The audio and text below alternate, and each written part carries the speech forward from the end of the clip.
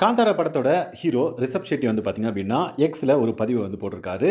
Dream come true moment with Vikram அப்படின்றத அவரு share பண்ணியிருக்காரு.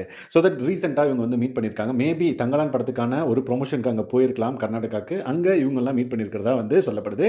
ஸோ தட் அவர் வந்து என்ன அந்த பர்ட்டிகுலர் ட்வீட்ல அதாவது எக்ஸ் பதிவுல மென்ஷன் பண்ணியிருக்காருன்னு பார்த்தீங்க அப்படின்னா, "in my journey in becoming an actor, Vikram sir has always been my inspiration" அப்படின்றத மென்ஷன் பண்ணியிருக்காரு. ஸோ தட் விக்ரம் சார் வந்து அவருக்கு இன்ஸ்பிரேஷன் அப்படின்றத தெளிவா இங்க மென்ஷன் பண்ணியிருக்காரு. அதே மாரி after 24 long years of waiting, meeting my idol today makes me feel like the luckiest person on earth அப்படின்றத மென்ஷன் பண்ணியிருக்காரு. ஸோ தட் அவரை மீட் பண்ணதில் எவ்வளோ சந்தோஷமா இருக்காரு அப்படின்றத இது மூலமா நம்மளுக்கு வெளிப்படுத்துறாரு. அதே மாதிரி thank you for inspiring actors like me and wishing you all the best for Thangalaan, love you Chiyaan போட்டு ட்ரீம் கம் ட்ரூ அப்படின்ற ஹேஷ்டேக் மென்ஷன் பண்ணியிருக்காரு.